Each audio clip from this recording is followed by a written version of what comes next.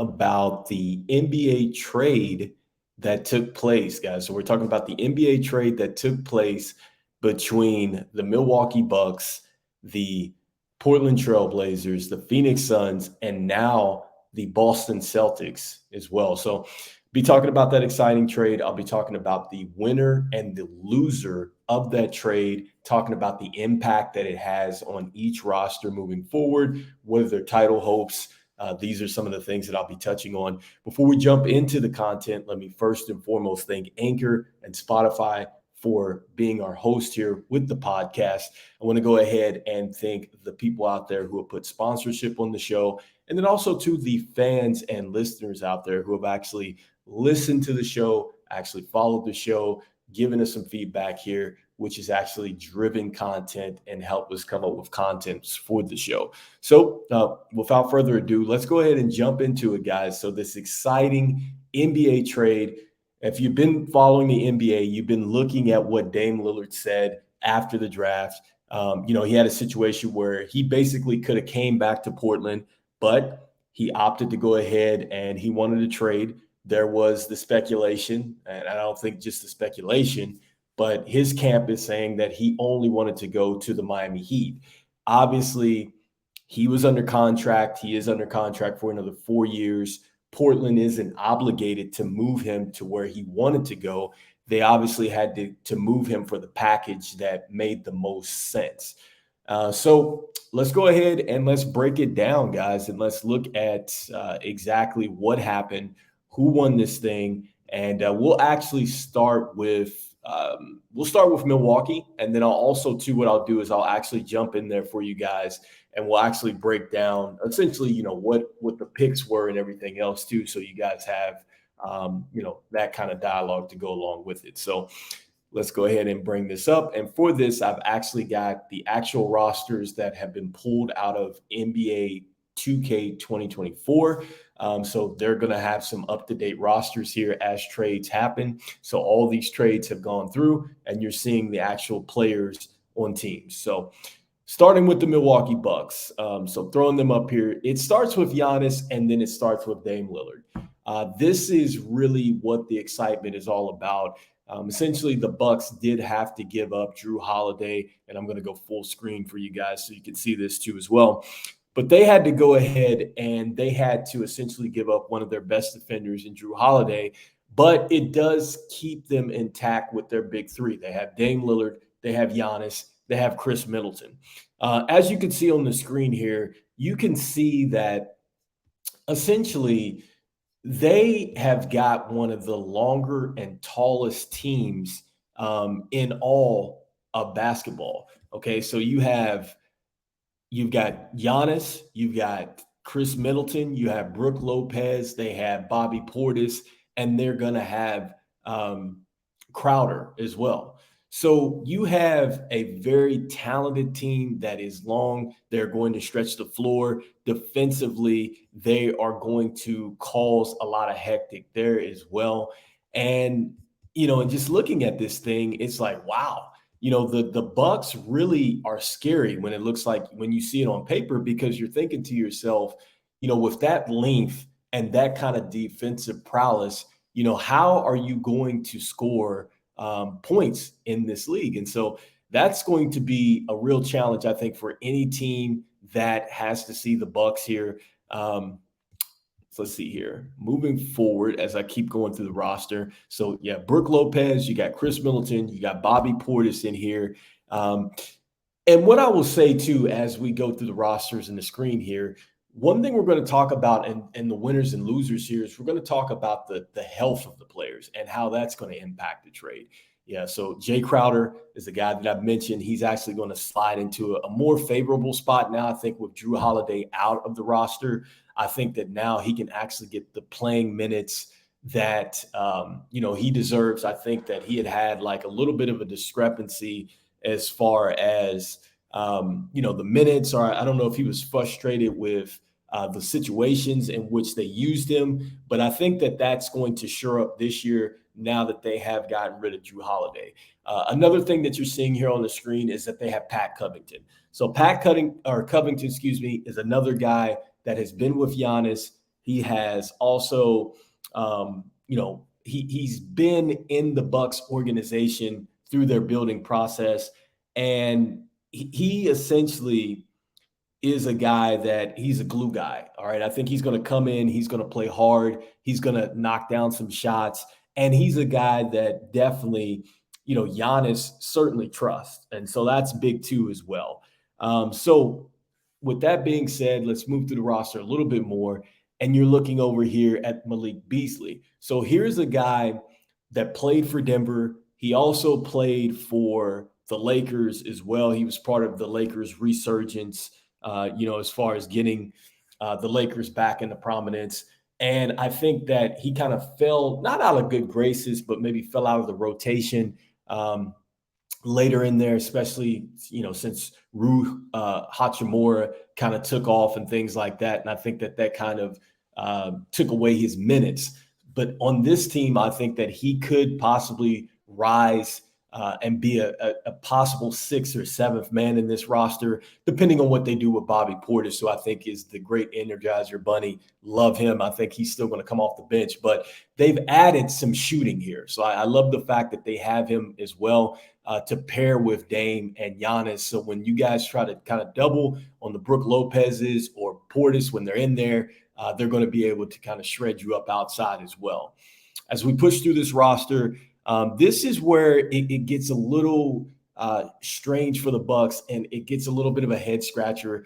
I mean, I do like the Robin Lopez pickup, but right here, this is where you can really see the youth that the Bucks now have. Okay, so they have Benchcamp, they have Thanasis, who's played at spare times, and then they have Ty Washington coming over from Houston. So I think Ty Washington is going to be a bit more of kind of a filler of what they had with Javon Carter. I expect him to kind of fill that role as a little bit more of a backup point that's going to have a little bit of a defensive presence and hopefully be able to consistently knock down the three ball.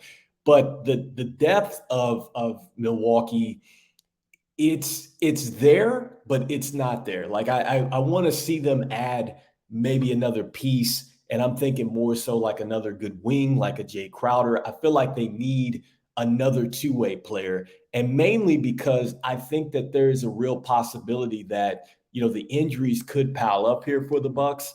And so looking at the injuries, let's start here. So Dame Lillard, we know we get him over here. You're looking at the points per game, the 32.2 points per game here last season. He averaged 4 rebounds a game and 7.3 assists. So he's right on line with pretty much what he's done throughout his career. You're looking at the field goal percentages. It actually was up a bit, shooting at 46%, 37% from downtown, and obviously a much better at the free throw line that last year that he played there in Portland with the 91%. Chris Middleton, okay? Chris Middleton coming in here. He's averaged 15 points a game. That has really decreased, which has kind of worried me because of the injuries. You're looking at the statistics where he's actually, this is one of his most down years in his career after averaging 20 plus points a game. His assists were down. He's generally a 6 assist kind of guy, or 6 rebound kind of guy, 5 assist kind of guy, almost 6 assists. So he's about 5.5, 5.4.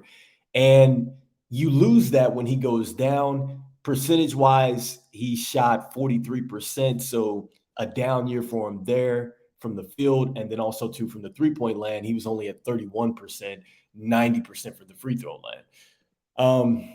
As we push forward, we're looking at now games played. So the big thing about Chris Middleton is last season, he played 19. The season before that, he played 65. The season before that, he gave you 68. The season before that, he gives you 59. Because Chris Middleton hasn't been consistent with the health, that's the one thing that scares me there. And if you pull him off of that roster, right, and then now it comes down to just Dame, Giannis, Portis, Lopez, Ty Washington, Pat Covington, they take a big hit if Chris Middleton goes down, because Chris Middleton, in all intents and purposes, was the secondary Um, he was the secondary scoring machine to Giannis. And now I'm worried about now that Dame comes in. I think Dame's a little bit more of the alpha, and I think he's going to for sure be the two, if not the one here. What happens to Chris Middleton's role? Does it turn more into like a Tobias Harris? Tobias Harris has struggled at times in Philadelphia, right? As his role has kind of gone down because now you're not getting as many sets ran for you. The playbook is a bit more sparse and you have to be a bit more creative. Now, I get that that's what you do in basketball in general, but I think that is where the Bucks could really run into some trouble.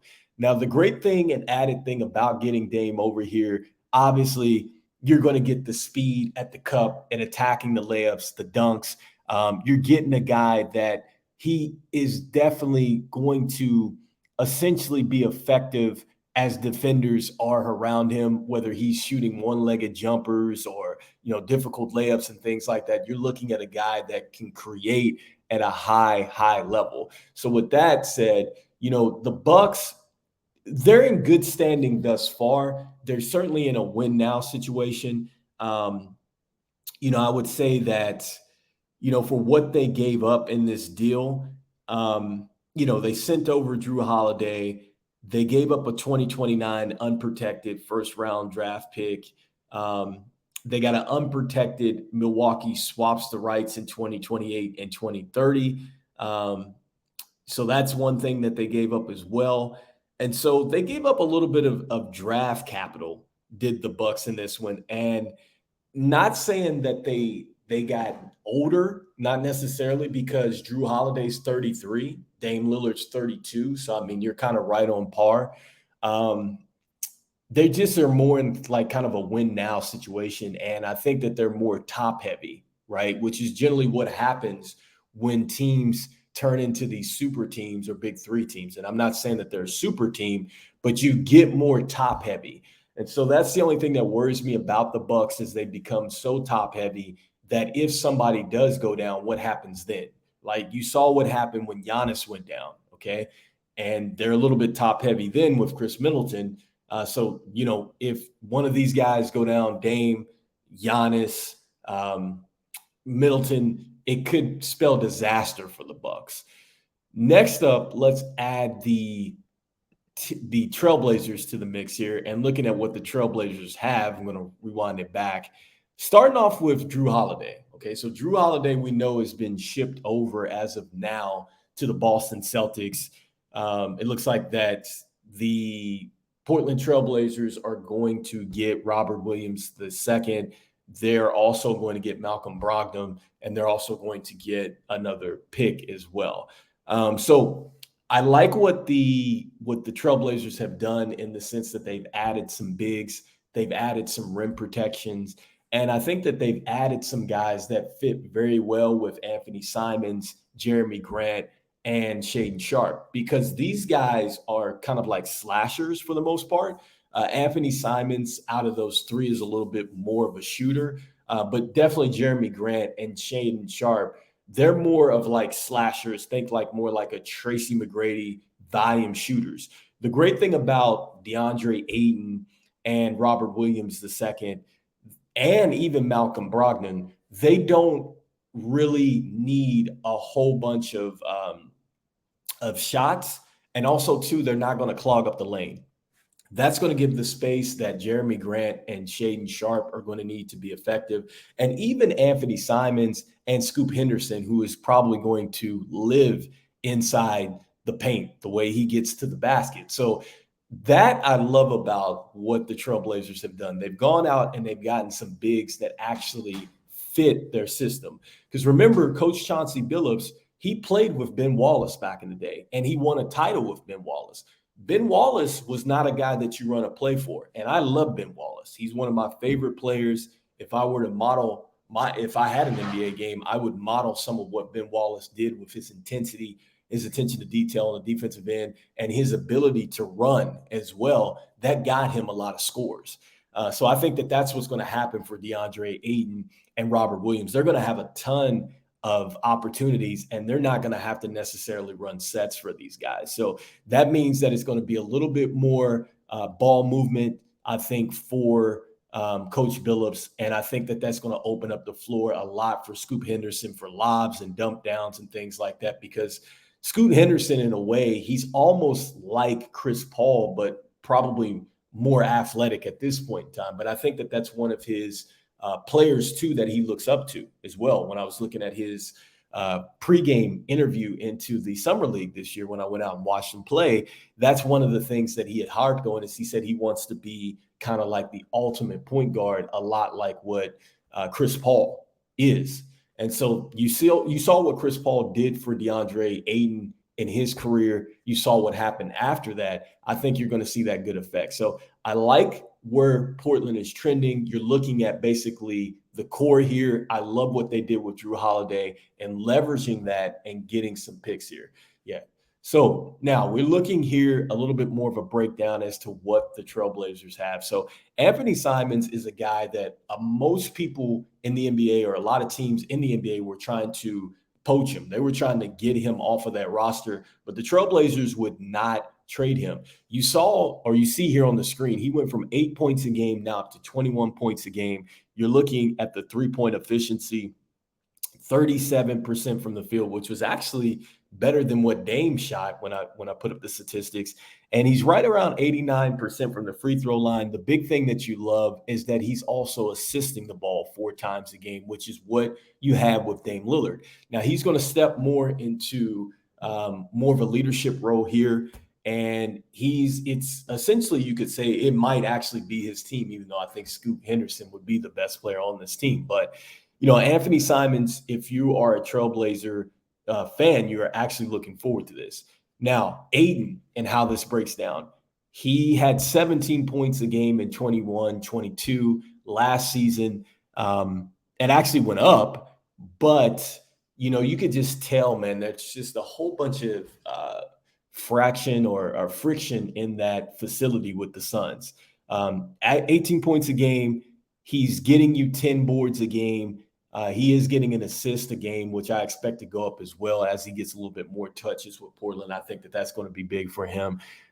Never mind the three-point percentage. He shouldn't have to shoot those, but he's shooting 50% from the field. You obviously want to get him back up to that 63-4 mark, which was huge. And I believe that's the year that they went to the NBA Finals. And he's shooting 76% from the free throw line. So he's going to make you pay if you foul him as well. I think it's an added upgrade, considering that when you look at Nurkic was injury prone, and we're going to talk about that next with the Phoenix Suns and what they have. Jeremy Grant, love it. The 20.5, I loved it when he played for Denver. I think that this year he's really going to flourish. I thought he was one of the bright spots for Portland last season, coming in here, getting 4 rebounds a game, the 2 assists a game, which I expect to go up as well, but 81% from the field, or as far as the free throw line, and 40% from the 3-point line, which is probably that is actually his best effort if you're looking here at the screen and the stats in 4 or 5 seasons. So I expect that number to go up. He's going to see a lot more volume, and I think he's going to see a lot more better looks, especially if they have to double on Ayton or Robert Williams in there. Shaedon Sharpe, he was pretty much the prodigy, I think, in last year's draft. A lot of people were saying he was raw. I saw him here in the Summer League. I can see the development. I see why scouts came out to Kentucky just to watch this young man practice. He averaged 9 points a game and 3 rebounds and an assist a game. But this guy was a highlight. And I can remember, Tracy McGrady just being a guy that came into the league, and he was exclusively just a highlight reel dunker, but he developed into having that jump shot where he could knock it down from the 3-point land. He could get inside to the mid-range. He can get to the cup, the free throw line. I see that same path for Shaedon Sharpe, and I believe with Dame Lillard's exit, this is actually going to open it up a little bit more for Shaedon Sharpe. I think that he's going to be effective out there in Portland. Scoot Henderson, talked about him just now. Scoot is going to be able, again, man, he's going to get to the lane. He's going to definitely dunk on your head for sure. And he's also going to be able to keep opponents guessing. I think that that's one thing that the Portland Trailblazers are going to love. He's going to keep your offense going. Now, Matisse Thybulle, the one thing that I love about the deal with Drew Holiday is they get Malcolm Brogdon over there. Malcolm Brogdon is Thybulle, a former Rookie of the Year. Brogdon, I want to say that. But Brogdon brings a bit more offensive punch to the party. Okay, so because of that, now when you have Thybulle out there and you have Brogdon out there, you can throw those two out there, and you can maybe throw that lineup where you can put Anthony Simons out there with them. You can throw Scoot Henderson out there with them, and you're not going to miss too much on the offensive end, right? Because these guys now are in a situation where if you just put Thybulle in there, his offense is not as polished. I mean, his defense is terrific, but the offense takes a little bit of a hit. But now you have an additional defender that you can put on the floor with him that can shade a little bit of that offensive, the offensive weakness that you're going to take sometimes when you just have him in the game. He is trying to be a little bit more of a 3-and-D threat, as you see here on the screen. I think he still needs to develop that, but Malcolm Brogdon certainly is a 3-and-D guy, and he also is a guy that can attack the cup at will. So I do like that in the trade where they get that back in the Drew Holiday deal. They have Chris Murray. I love his brother, Keegan Murray. I think that Chris Murray has a clear path to be one of the best rookies in this class. I think he's going to get a lot of minutes. I love the fact that he's listed as a power forward. I expect him to play a little bit of the 4 as well. You have Samari Walker's son here, Jabari Walker, on the roster. I like that. They have Kevin Knox the third over here. So yes, Portland is young, but I think they're young and they can compete well. And here's a young man that came over in the trade as well, Carmine, who essentially was traded from the Bucks. He came over here, and there's a lot of people thinking that this guy is going to be a guy that is going to be a center that is going to transcend the power forward position. And, he's getting in a situation where I think he's going to be a lob threat. I think he's going to have a lot of minutes to develop. And I know he's a bit undersized, but he competes hard. So I do like that they get this young piece over in this deal. And so essentially that is Portland, and that's what they've got, and that's where they're trending here. Now, lastly, let's look at the Phoenix Suns. All right.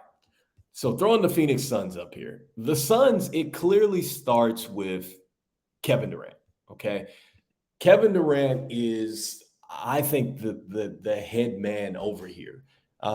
Since Kevin has been there, Chris Paul has exited, DeAndre Ayton has exited, the coach has left as well. All right. And I'm not saying that it's his fault or anything like that, but I'm just saying that this roster certainly is starting to shape up a lot like the Brooklyn Nets. It's almost like the Suns have come up with the most spectacular magic trick in all of the NBA, which is basically taking one team and making that team the same team, but changing the franchise name. And I say that to say this, that the Phoenix Suns are basically the Brooklyn Nets. And we'll talk about the rating in this, and I'll tell you a little bit why into this logic. So as we go through, you have Kevin, you have Devin Booker, you have Bradley Beal, you have Nurkic, who came over here from Portland, and then you also have Josh Okogie, who played very well at the 4 position. He's going to have to play well this year. So first and foremost, you're looking at the top heavy roster, right? They did go out here and they did get Bobo. I love that one, okay, with bringing Bobo over. I feel like that helps them. I feel like he's going to get some minutes. He was coming on strong with Orlando. I really think he's going to come on strong here with Orlando. Not Orlando, but with the Suns. They're really going to need him for sure. So I think that was a great signing. Drew Eubanks, a guy that I think is going to get a lot of minutes now that they no longer have DeAndre Ayton. And then I like this signing where they get Eric Gordon over here. I'm hoping he still has something left in the tank. He is more of an inside-out threat. He does get to the cup efficiently. He also does shoot the ball well, and he defends pretty well too. So You're hoping that he gets back to the Houston Rocket days. That would be an added bonus for Phoenix. They did get Nazir Little over from Portland. And then also, too, they get Grayson Allen over from Milwaukee. So they've added another defender, right? And you also got a little bit stronger at your power forward position. This is where it gets a little dicey for the Suns. All right. So they have Keita Bay drops, a 3-point threat, if you see right there. And so, these guys are young. These are guys that they're going to depend on. You have Damon Lee coming over with his experience from Golden State. He played well for them. And then this guy right here, who actually followed Kevin over from the Nets. He was their main shooter a couple seasons ago. And then you have Van Wright, another guy that played big moments like Okigi last year. He's going to be dependent on. And then, the Suns get young. I like that they have Abuki over here from Kansas. Hopefully he gets minutes. They have Saban Lee over here, a guy that is experienced, that has played before. But this is why I'm worried about the Suns, starting with this right here, Bradley Beal. Okay, so I'm going to throw some statistics out here, guys. And I think it's clear that we should – it looks good on paper, but you have to do your due diligence and you have to look at the facts. Okay, so Bradley Beal throughout his career so far, he has missed 182 games due to some form of injury or illness. Now, to his credit, he has played through 695 regular season games. Now, that's pretty good. But he's missed a lot and a lot of time. Now, why did I say that this team mimics the Nets? Kyrie Irving, okay? He made 111 starts with the Nets and missed a total of 314 games over his career, and he played 12 years so far. You have Bill going into his 11 for 12th year, okay? There's similarities there. Kevin Durant, he came over. He missed time. He got hurt in the warm-up line. He's missed time before. Nurkic, he has missed tons of time with Portland. In fact, I mean, there's times where you see him in street clothes. I'm like, man, I guess that is his game because I don't see him out there. So that right there really scares me with the Suns. I'm thinking that the Suns are really they're looking at a situation where they are going to be injury plagued, and I think that they're going to run into a situation now where the league is definitely going to start cracking down on the load management. And so I don't like the chances of the Suns because of that. Even Devin Booker has missed time with some soft tissue injuries. And so I'm just going through here statistically, and I'm just showing you guys what has gone on with Bradley Beal. He's played, made it to the 82 mark twice. But look, 15 and 16, he played 55 games. 12-13, he played 56 games. You're looking at, 13-14, 73, 63. But look at Nurkic here. So game started. Last season, he only played 52. The season before that, he gave you 56. The season before that, he had 37. The season before that, in 1920, he had 8 games. As we go down here, he only played 32 games in 15-16, gave you 65 games in 16-17. It was a little bit more dependable in 17-18 with the 79 and 72. But you're getting the picture here of how many games Nurkic has missed, and now you're wanting to depend on him as your starting center. At least Aiden was dependable and available in the lineup. Now going to Kevin. Okay, so Kevin missed. He only played in 47 games last season. He was back for the playoffs, and he was a terror there. Here's what he did pretty much through his OKC days, 78, 68, 62, 72. Those was an MVP year, I believe. And then you're looking at, some of the down years there. He had 27 games. He had 81 games here in 13-14, 81 and 12-13. 11-12, he had 65. So it's just been over the course of the last couple seasons, he has missed a bunch of time. And so that's the one thing that really scares me, with Kevin as I take it back here, the 47, the 55, the 35. That's a vast majority of games here over the last 3 seasons. I think a reporter asked him, do you feel fresh? And, he said, how do I look? And I mean, he looked good. You're hoping that now he's able to carry what the momentum that he had in last season's playoffs, and he's able to carry that with a full bill of health moving forward. But obviously, Kevin is a lot older, and he's going to be thrust into more of a main role. Okay. And when I say a main role, meaning that there's no Steph, there's no Clay. Like the last couple seasons, Kevin has had to take on more because he's played on a Nets team that didn't have Kyrie. He has had to take on more shots, more responsibility, more defensive assignments. And so he's putting much more wear and tear on his body. And it's taken him back to the days of when it was just him and Russ. And, at this point in time, I'm not sure if he's going to be able to sustain that type of workload over 82 games. Devin Booker, here's a guy that is an absolute a stud when he's out there. But last year, he only played in 53 games. He had 68 games played the year before that, 67. I think those were the years that they went to the finals. 70 in 1920. He 54 in 17-18, 64 in 18-19, 70 in 19-20, and then 2021, he had 67 games played. So, he's a little bit more dependable. He had 54 games played in 17-18. I do remember that year. So that's the only thing that really scares me with the Suns. And right now, if I were to really put it together as far as the winners and the losers of this, in my opinion, I feel like that the Phoenix Suns are the losers in this trade. I think that they gave up some youth. I think that they have brought in players that are questionable as far as being there in critical moments in the season and maybe even the playoffs. I think that they're setting themselves up for that. I said this last year when people were excited about them. I said, yes, they're going to be very exciting, but I really question the fact of would they be healthy. They have Frank Vogel over here who's coaching them. I think essentially the players are coaching themselves over there. Just my personal opinion. But I just don't like this deal with Phoenix. I don't think that they've really made headway. And there's not enough here evidence that says to me they're going to be better than the Lakers or better than the Nuggets. Like I don't see that happening.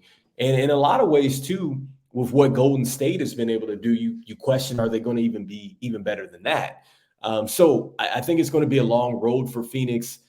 They've given up the youth, and I just think that they're kind of putting themselves in a situation where like most super teams, they're going to be more top heavy.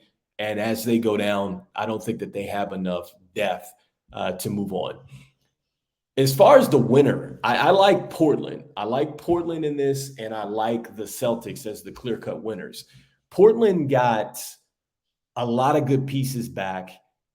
They got some pieces that were young. They've got pieces that were experienced and that have played in the finals. Looking at DeAndre Ayton, you're looking at Malcolm Brogdon coming over here, who's going to give you some experience as a player that's been deep into the playoffs. Also, too, as a rookie of the year formally. So that's going to help Scoot Henderson along as well. And I think that Portland is now starting to get a little bit more of that championship DNA.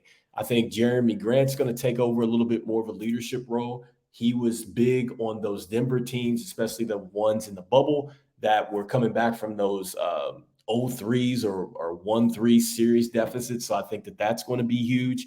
And I think that you're going to see a lot more of Coach Billup's fingerprints on this team. And I don't think that it's going to take Portland a long time to, quote unquote, rebuild this team. Like, I think that they're on a really good track, and I think they got some great pieces.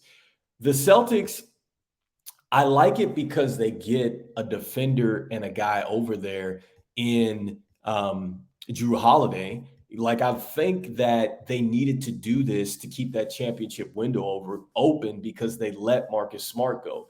Drew Holiday has averaged 19.3 points a game, 5.1 rebounds a game, 7.4 assists a game, and a steal a game in 32 minutes. So He's highly efficient. He's going to play a lot of minutes. And as I look at this roster, I mean, they have Porzingis, they have Jaylen Brown, they have Al Horford, they have Tatum, they've got Derek White, they've got Jordan Wash, who I got a chance to look at him in the summer league. I think he's going to be outstanding, played really good, only 19 years old. So I think that he's going to be very special. And so I'm looking at this and I'm saying to myself, like, yes, the Celtics got rid of Grant Williams and Robert Williams. On paper, you could say, okay, if Kristaps Porzingis is able to play a full season, it's okay, and the Celtics are winning in this deal. That's the only thing that scares me about the Celtics is that they have banked a lot of stock into Kristaps Porzingis, and Porzingis, his health. He's in the same situation as a guy like a Kevin Durant. Like, you're going to depend on this guy a lot, and if he goes down, it could seriously mess with the chemistry of the Celtics. And so, because they don't have any more depth at the big man position, I'm really struggling in saying that they're the major winner in this. I think that they're the second or third best winner. As far as Milwaukee is concerned, I think that when you look at Milwaukee it's a bittersweet thing. I've been reading that as well from Giannis and then also Dame. I don't think that there's going to be a problem with spacing on the floor. I think at best, now when teams go to wall off Giannis, I think that there's going to be a lot of shooting pockets for Dame. There's going to be a lot of shooting pockets for Chris Middleton to operate. There's going to be shooting pockets for Brook Lopez, Porter, Crowder. Like, they're going to knock down some threes. I'd hope that they run a lot of what they ran with Mike Budenholzer. Like, I think that that's going to be their best chance to win. Problem with them is that they've given away some depth. You gave away Holiday, you gave away Grayson Allen. And so now it's like, okay, you've given that away. You kept Middleton and such, but they're kind of a little bit in the same situation in the Suns when you're asking yourself, can Chris Middleton stay healthy? Wasn't a good year as far as health for Dame Lillard last year. I know he had to get the surgery on the abs and stuff like that, even though Dame is been healthy and he's been dependable throughout his years in the NBA. You hope that he's not on the wrong side of this stuff now. I don't think that that's going to happen. And I also think that now he also, too, can be preserved in a way because now he has Giannis, he has Chris Middleton. These are probably the most established stars that he's played with. Before, it was only CJ McCollum, and then it was LaMarcus Aldridge. I'm not even sure they had all three of them together. I'd have to go back and do some research. But this is deep as far as a top-heavy team, and I think that this is going to allow Dame to operate a little bit more and be a bit more of a clutch player and a closer for this team, which I think is what they need. Defensively, the Bucks have taken a bit of a hit coming off the bench. They're going to be okay on their front line, but if Giannis gets in foul trouble, if Lopez gets in foul trouble, if Portis gets in foul trouble, they're in trouble. Crowder, any of those guys getting in foul trouble, then you're looking at where they're going to the lack of depth, and that's what scares me with Milwaukee. So right now, if I could pick the clear-cut winner and loser here, I'm going to say that I think that your winner is ultimately going to be Portland. I think next up it would be probably the Celtics. Then I would say it's the Bucks. And lastly, I would say it's the Suns. So the Suns are definitely getting the worst end of this deal. Even though it looks good on paper, with that health, I don't believe in them. So with that being said, guys, that is today's show. Essentially just breaking down the Dame Lillard trade, the winners and losers of this thing. Before we jump out of the podcast, I want to go ahead and thank the fans out there who have actually chimed in on a week-to-week basis to help us drive content to the show. I want to thank the sponsors out there who put sponsorship on the show. And then I want to thank Anchor, which is now Spotify Podcasts, for going ahead and giving us a platform for the podcast. You can catch the podcast on Real Talk Sports with Rico. That's at YouTube. I'll also have the link below in the show notes where you can follow us on Spotify. All right, guys. So with that being said, that is today's show. So for myself, this is Rico, Real Talk Sports, and I'm saying peace out, guys. I'll